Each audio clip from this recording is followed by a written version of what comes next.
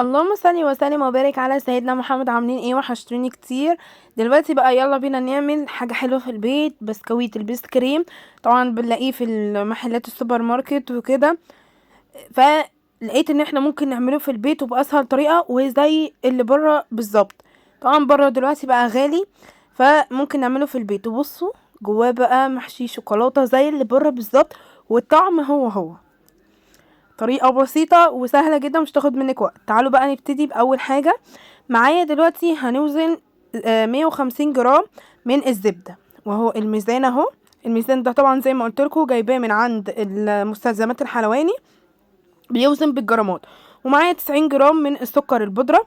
هضرب الزبدة مع السكر البودرة كده في العجان، او لو عندك مضرب بيت ممكن تضربي. هنضرب كده السكر مع الزبدة لحد لما كله يندمج مع بعضه، وتلاقي الزبدة ساحت وبقت عاملة زي الكريمة كده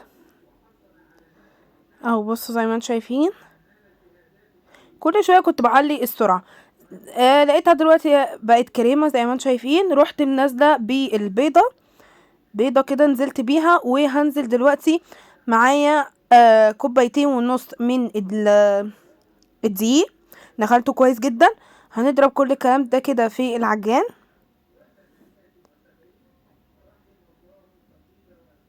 هنا بقى بصوا كده بقى تمام. بصوا العجينة بقت متماسكة معايا وحلوة جدا. هو ده طريقة البسكويت. اي بسكويت بقى ممكن هتعمليه بالطريقة دي. لازم الزبدة مع السكر يتضربوا الاول مع بعض. هنا بقى دلوقتي عندي شوية بقى، قسمت كده العجينة نصين. هبتدي اقسم بقى. معايا دلوقتي حطيت كاكاو، حطيت كده حوالي معلقتين من الكاكاو كده. وزي ما انتم شايفين كده ببتدي اخد العجينة احشيها، اعملها زي شكل البسكويت. هحط بقى ايه، حطيت شوكولاته خام، شوكولاته سما، وبنزل كده بقى بالعجينه بتاعت الشوكولاته. بعملها برفعها كده زي ما انتم شايفين. وبصوا بعملها كده. بصوا هي اصلا طريقه شرح نفسها، مش محتاجه صعوبه، سهله جدا. بصي بعد ما بنعمل بقى اللي هو بالطريقه دي، بنروح ايه ضغطين عليها ضغطه بسيطه. بصي ممكن تعمليها باي شكل انت عاوزاه. بصوا الجمال.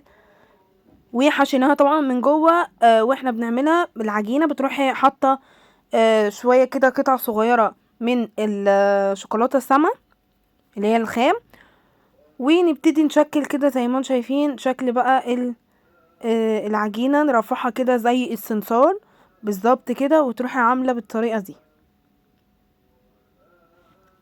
بجد جربيها واولادك هيفرحوا بيها جدا.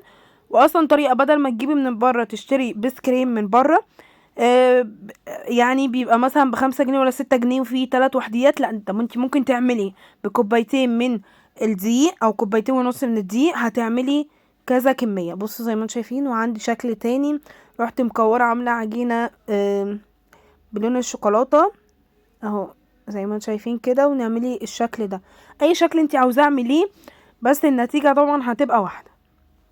طبعا جبت الصاج انا حاطه طبعا دهنه كده زيت، شويه زيت كده صغيرين.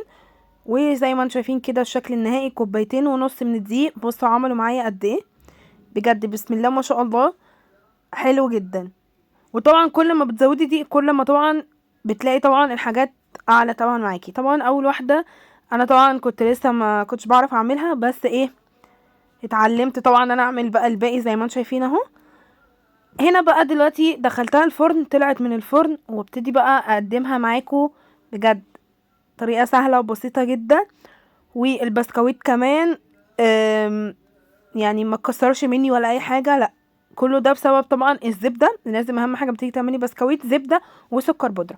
بصوا الجمال، بجد الطعم خطير جدا وزي البسكريم بتجيبيه من بره. يلا ما تنسيش تعملي اشتراك وتعملي لايك.